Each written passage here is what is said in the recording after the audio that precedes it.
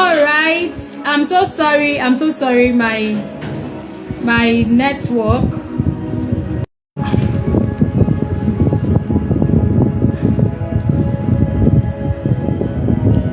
I don't know why my network is stopping this night.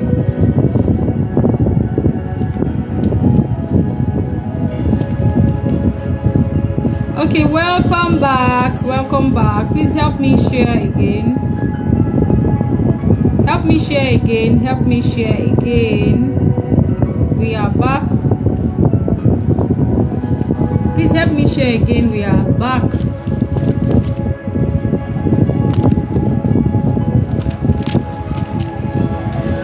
All right, so I was trying to explain, what it means to be a big mom, and I hope you, in the first video, I hope you got the explanation, and I hope your heart is stirred up to, become a big mom. As I said, it's not just a name of, a name of a community. It's a life that we have been called to live. It's a life that every mother has been called to live. So if you are not a big mom, you are living short of God's glory. You are living short of the life that God wants you to live. So please become a whip mom, okay? Become a whip mom, and there's no other place. There's no other place you can be a whip mom if it's not where you are in, the inner circle. So I'm encouraging every one of you here. If you are not in, the whip mom community, please do well to join us. We just started this month, and just few weeks of into the program, it has just been amazing. The feedback has been amazing, and I'm encouraging you to join us, get involved, find out how you can get into the whip mom community. Okay, it's a place that you need to be in. So everything about you being a wholesome mom, being an intentional mom, and then being purposeful, finding purpose in everything you are doing, finding purpose in family, finding purpose in ministry, finding purpose in business.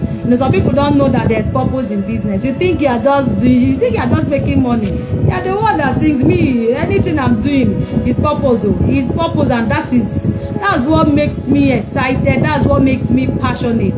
If there's no purpose in it, I'm not. Life is too short to waste one day doing something that there's no purpose in it. So everything about you being purposeful, seeing purpose in every area of your life, that's what the whip mom will help you, become. So thank you for joining us here. As I said, you are just seeing me on the screen, but we are many. There are just invisible mothers that you cannot see on the screen.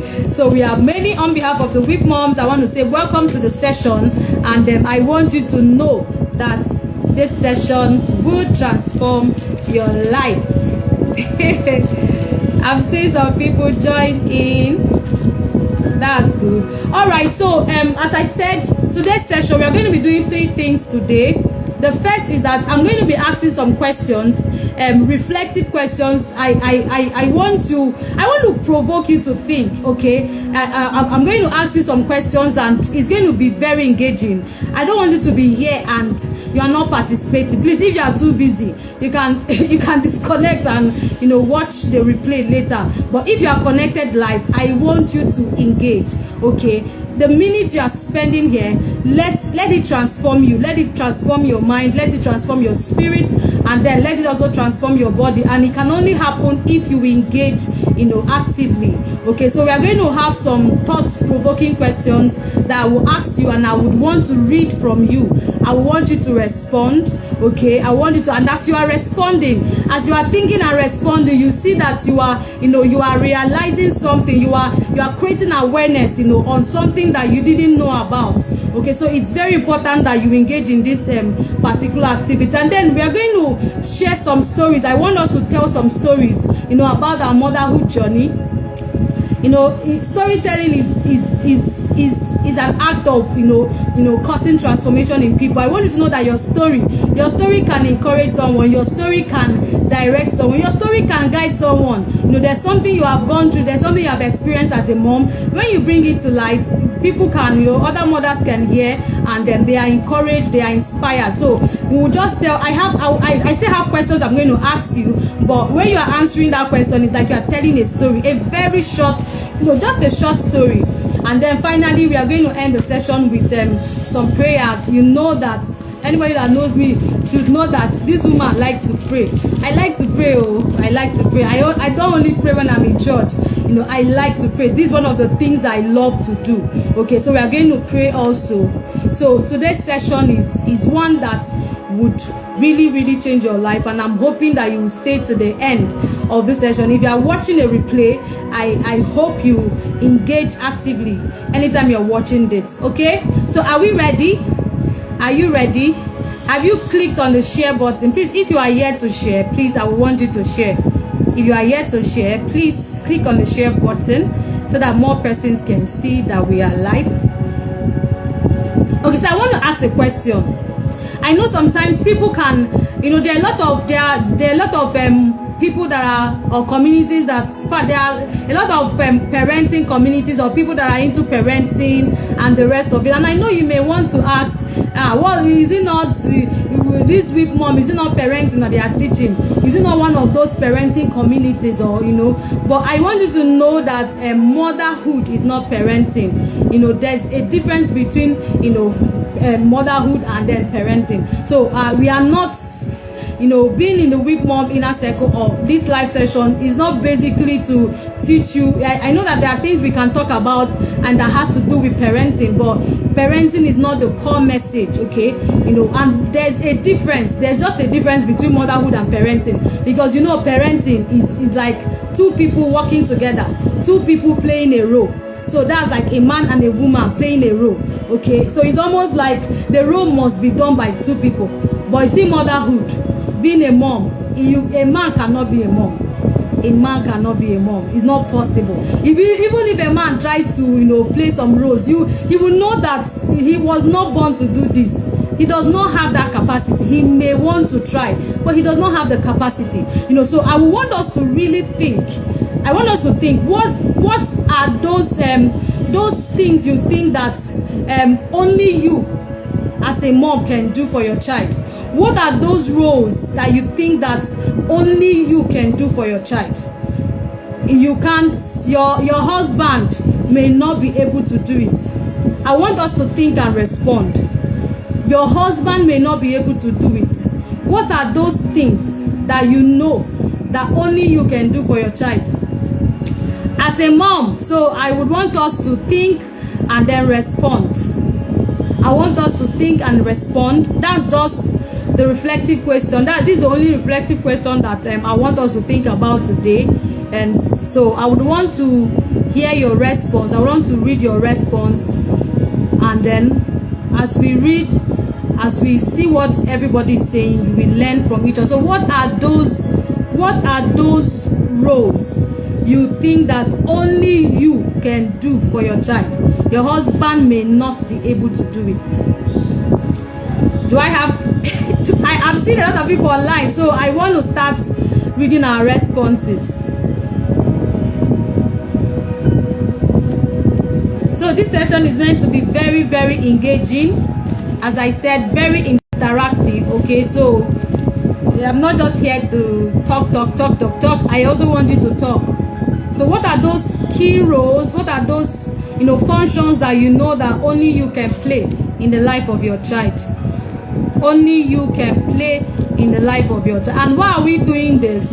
If you are able to identify that this is what only me can do. This is what only me can do. Okay, if you are able to identify it, you will know how to, you will know how to do that thing differently.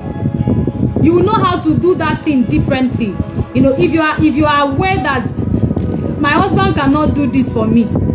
My husband cannot do this for me. This is just me alone that can do it for this child. So if you are aware of it, you will do it well. You will do it passionately. Bible says anything you do it with all your heart. Do it heartily. So if you know that this is what you alone can do, you will do it with all your heart. You will do it differently, because you know that it's an opportunity. It's an opportunity to offer yourself to your child. It's an opportunity to give value to your child, and no other person can give that value. No other person. Nobody can assist you in that thing. There can be things that anybody can assist you. Your help, your nanny can help you with. But I say, mom, a child cannot have two mothers. It's one. Except the main mom is not available. Then the child can maybe have an adopted mom or something. Okay, so I'm trying to read breastfeeding my child. This is beautiful, and it's actually one of the things I wrote down in my book. Breastfeeding my child. Mary said, breastfeeding my child, I believe, is a role in marriage. Beyond the physical needs it meets, there's also a spiritual implication, and it should be treated as sacred. And that's true. Breastfeeding your child, nobody can do that for you. Nobody. If you like, allow breastfeeding to overwhelm you. Even if it overwhelms you, Cynthia said, my love, my prayer, and my blessing. True. Your love, your prayer, and your blessing. True. I do understand my prayer. I can understand my prayer. But when you say your blessing, what's blessing? What are you saying to your child that the father cannot say to him? What kind of love are you giving to your child that the father cannot give? You need to define it. The father can also pray. I'm not trying to say that those things are not important anyway. They are very important, but I just want you to think deep. Yes, obviously, the way you pray for your child, the way you give love to your child, the way you bless your child, it's different from the way the father would do. But I would want us to be more, specific in, the roles we do as mothers that no other person can do. So, Cynthia, thank you for that contribution. I believe that you, as a mother, you know the love you are giving your child. You know the love you are giving your child. You know the prayers you are offering, and you know the blessings you are speaking. The father cannot do that. Okay, so but let me talk on the breastfeeding. Breastfeeding can be very overwhelming. Can be very, very overwhelming. But I want you to see it as something that nobody can do for you. I want you to see it as something that nobody can do for you. And just as Mary said, it's physical. It's a physical activity. But there's a spiritual implication to it. There's a spiritual implication to it. Another role that I want to bring up is pregnancy. Carrying a child in your womb for 9 months. Nobody can do it. Nobody can do it for you. So pregnancy, is another role. Being pregnant is something else that only you can do for a child. No child can, and nobody can enter the world without, being in the womb of a woman. And so it's a physical activity anyway, but there's a spiritual implication to it. But most of these things, we can look at it just from the physical aspect. We can just look at it, but we don't know that there's a spiritual implication too. There's a spiritual implication to some of those things. So you see breastfeeding. Okay, Merit has said that already. You see breastfeeding, you see pregnancy, you see these two things. There are more. I want us to still think, but see these two, it's something that you can't do. And as a mom, you have to accept that these are one of the things these are the things that make me a mother. These are the things that make me a mother. So I will not do it anyhow. I will not go through pregnancy anyhow. I will not breastfeed my child anyhow. You will not even do it anyhow. You have to do it differently. You have to do it differently. Every pregnancy is unique. Every child that you are nursing is unique. You have to do it differently. You don't expect to have the same experience. Even twins, yes, they are twins, but even if they are identical, there's still little differences in them. So you must understand that these are your core roles. These are your core roles as a mom. No other person can do it for you.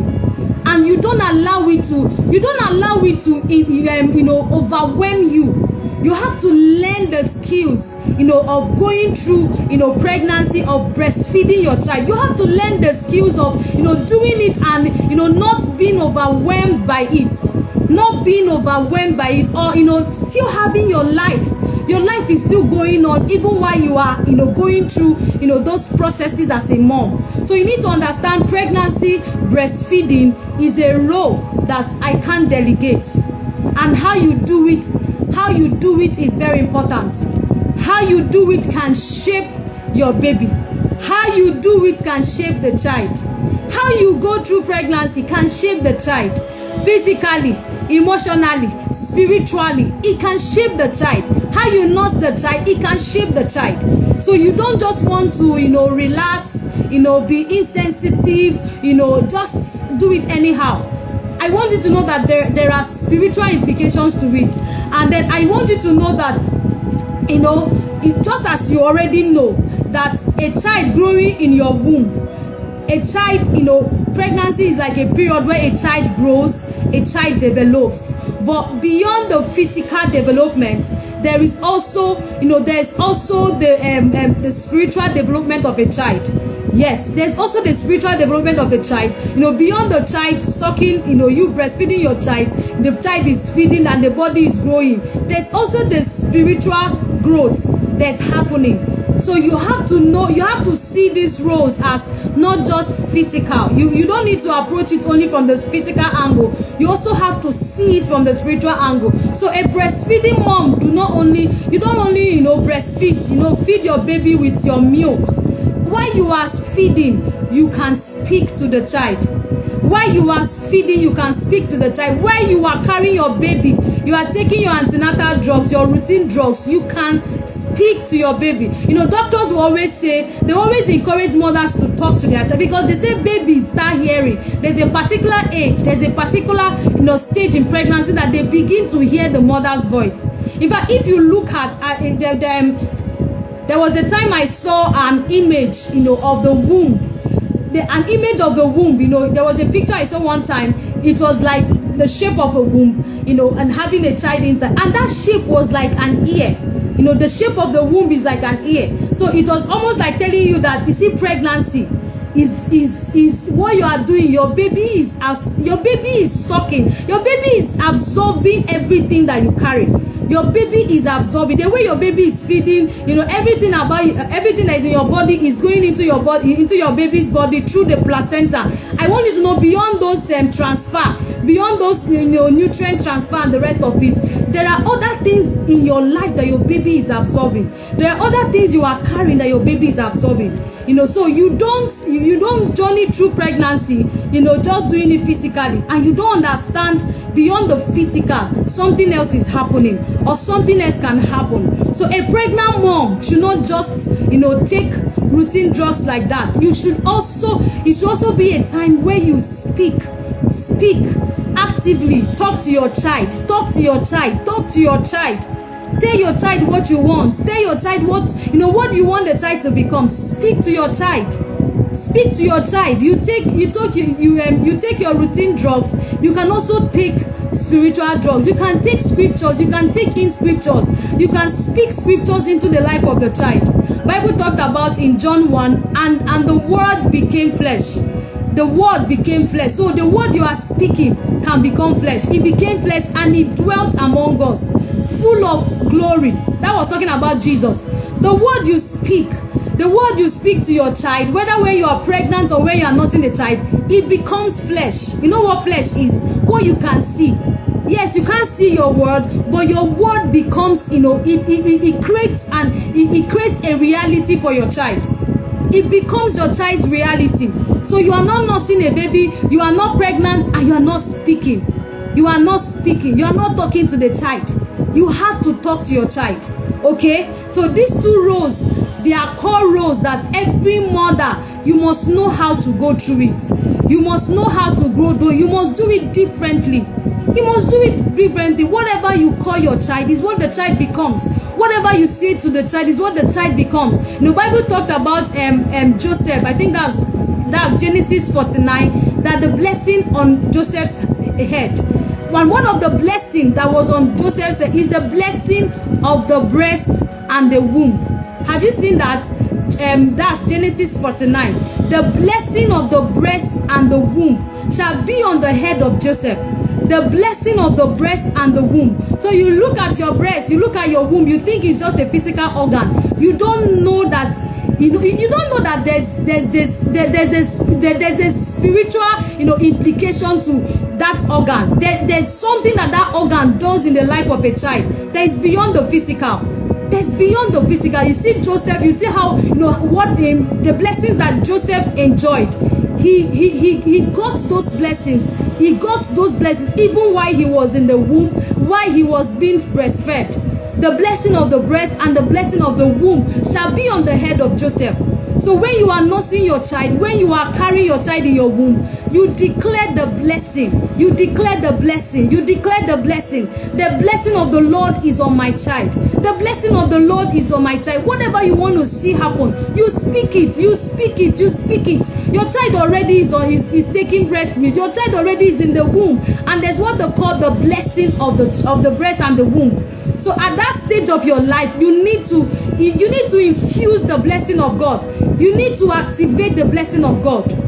Mommy, do it differently. Nobody can do it for you. Nobody, not even your husband. Your husband, yes, can pray, but your husband does not have a womb. His breast cannot nurture. His breast cannot nurture your baby. So you don't just rely, oh, my husband is praying, my husband has blessed him. You have to also be a spiritual authority. You have to also be a spiritual authority over that child. Okay, so that's the first thing. That's the first thing I want us to think about. And there are other things you could think of. There are other things you could think of that you can. It's only you that can do it for your child. When you think through this and you come up with that, I want you to also ask yourself, how can I do it differently? How can I do it differently? These are the roles that I play as a mom. How can I do it differently? How can I do it differently in every of my child? So constantly you have to reflect on these questions, and then as you keep doing it, you see that your motherhood journey, you just keep evolving, and then becoming the woman you want to be. All right, I hope that first session inspired you. I hope you learned a lot. Okay, I'm seeing a lot of responses on the comments section. All right, okay, so the second thing I want us to do, I will ask you a question, and I would like you to also engage. I would like you to answer. What is that childhood experience that you had with your mom that impacted negatively on you? What is that childhood experience you had with your mom that impacted negatively on you? Why are we doing this? If you are aware of some of the things that happened to you as a child, especially with your mom, it will make you not allow it to repeat again. You are a mom before you were a child. Now they have transferred the baton to you.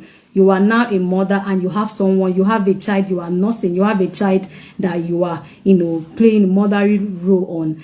So if you are aware of some of the things that happen, with you and your mom, and it impacted negatively on you, if you can identify those things, it also is going to help you know what not to do.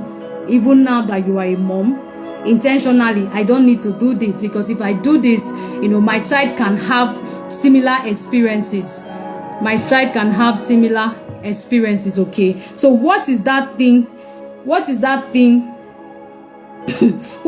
childhood experience you had with your mom that impacted negatively on you? Please, can you think? I would like to read your response. What is that childhood experience you had with your mom that impacted negatively on you? Okay, so me, I will share too, but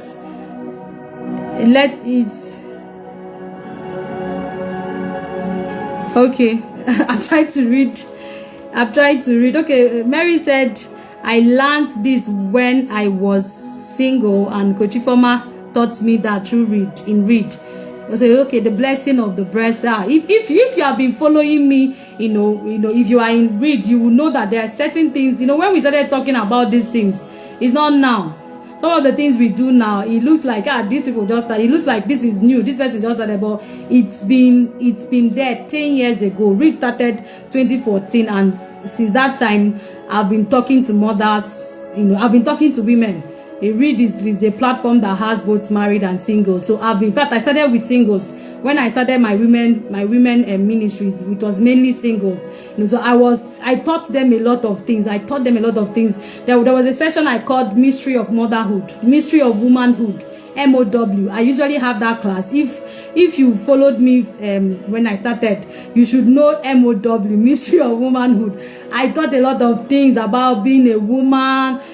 I taught a lot of things. So some of these things I'm bringing back is not a message that just started. It's something that God has put in my heart, and that's also to confirm that this is what I've been called to do. Okay, God has called me to build up women. God has called me to empower women to be better.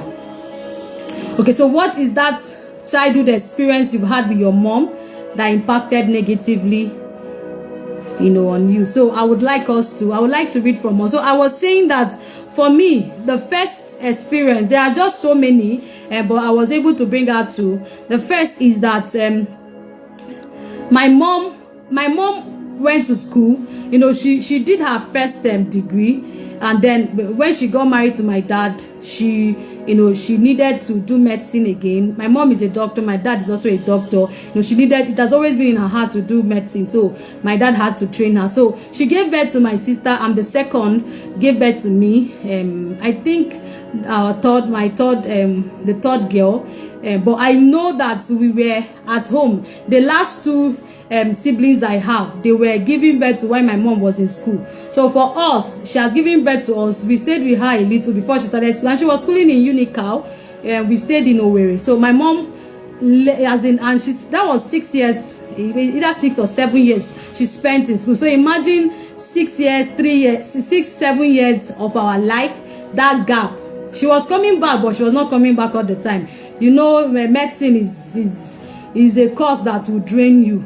And then having to go through, motherhood, she was still giving birth. She still had a child. She was nursing, and she was doing medicine. It was a whole lot. So traveling all the time was not something she was doing. So we were left with our dad. We were left with some aunties and the rest. But I want you to know that, why I'm saying this, so that you know that even as you are pursuing your career, be very careful, not to, give attention to your career, and, it creates a gap. It impacts negatively in your children. That you can pursue your career. It's very beautiful to pursue your career, but you can do that at the detriment of your children. You can do that, and it will impact negatively. Something that is good, you are doing something good, but devil is using it as an opportunity to sow seeds in the life of your children. So you have to be very sensitive. I'm not saying you should not pursue your career. I'm not saying you should not school, you should not do this, but be very careful. If you have to do those other things of your life, if you must do it, make sure you balance it with motherhood. Make sure you balance it. And that's one of the things I'm also called to do, to help women know how to achieve balance, to help you know how to achieve balance. If you look at my life, you know that this woman has a lot of caps she's wearing. I'm a mother. I would say I'm a